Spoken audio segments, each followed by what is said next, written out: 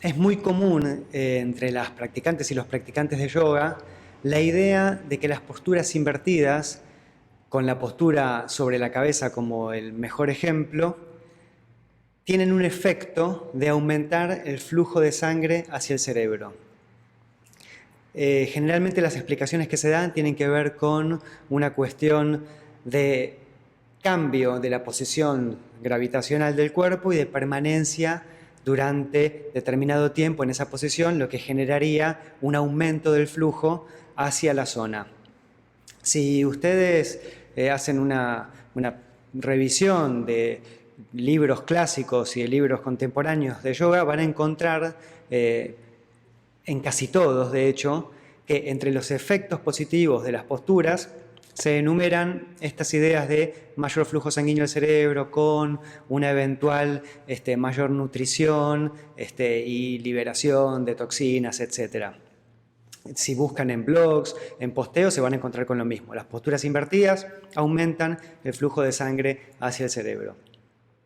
El problema con esta afirmación, que si bien es de sentido común, es que ignora un mecanismo básico que tiene nuestro organismo para mantener constante el flujo de sangre hacia el cerebro y por constante entendemos fluctuando mínimamente dentro de márgenes muy acotados.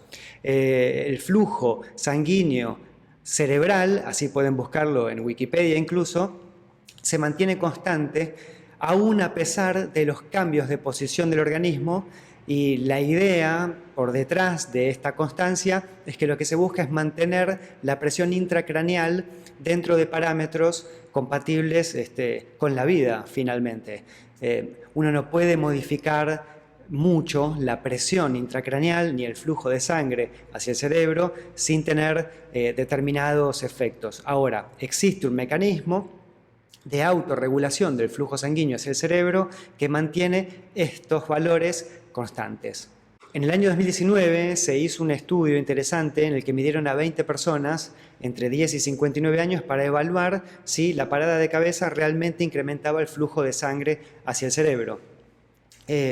Se lo midió a través de imágenes de ultrasonido de 2 dimensiones y Doppler, lo mismo que ustedes ven en las ecografías cuando hacen la ecografía de un bebé, y se midió en decúbito supino, o sea, boca arriba, durante la parada de cabeza y de nuevo en decúbito supino, para ver si había algún cambio en alguna de las 3 circunstancias, sea de adaptación a la posición o de retorno a la línea de base.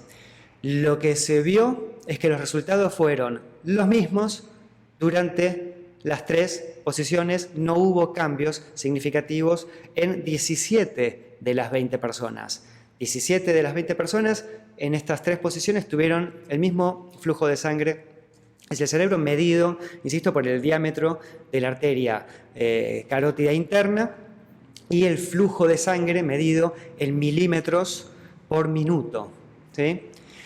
Ahora, a pesar de que el tamaño de la arteria permaneció casi sin cambios, lo que sí se vio fue una disminución en las velocidades máximas del sístole y la diástole, que son los 2 momentos del latido cardíaco, ¿sí? La contracción y la relajación. Hubo una disminución significativa del flujo de sangre hacia el cerebro en el primer momento de la parada de cabeza, que se estabilizó rápidamente una vez que la persona mantuvo la posición.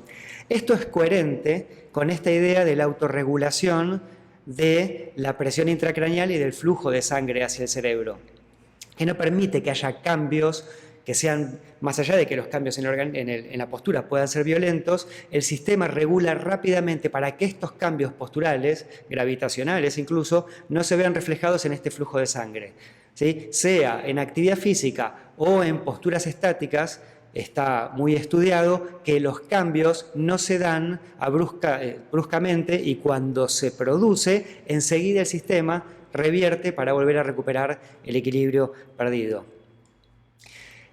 Les dije que 17 de las 20 personas tuvieron este resultado. Hubo otras 3 personas que manifestaron efectos adversos. Dijeron sentirse mal e incluso les aumentó la presión intraocular. Lo que se vio es que en estas 3 personas la respuesta hemodinámica, o sea, la adaptación de la regulación del flujo de sangre hacia el cerebro fue diferente de lo que sucedió en las otras 17 donde no hubo cambios en el flujo. En este caso, de hecho, hubo un aumento del flujo sanguíneo hacia el cerebro. La tesis y la explicación de los investigadores es que, de hecho, en esos 3 casos que hubo un aumento del flujo, falló el sistema de autorregulación del flujo sanguíneo hacia el cerebro. Y es por eso que las personas tuvieron la sensación de malestar, porque vino acompañada efectivamente con un aumento del flujo, lo cual trae aparejado también un aumento de la presión. Las conclusiones a las que llega el estudio son 2 y son importantes. La primera es que en las personas sanas, la postura sobre la cabeza no incrementa el flujo de sangre hacia el cerebro. Y la segunda es que si en la postura invertida la posición aumenta el flujo de sangre hacia el cerebro, la persona no debería realizar la posición porque esto está indicando una falla en las capacidades de autorregulación del flujo de sangre hacia el cerebro. ¿Sí? Entonces quedémonos con las 2 ideas. Las posturas invertidas no afectan el flujo de sangre hacia el cerebro y si lo hacen es porque tenemos un problema. Entonces cualquier persona que se sienta mal durante una postura invertida debería no hacerla, por precaución.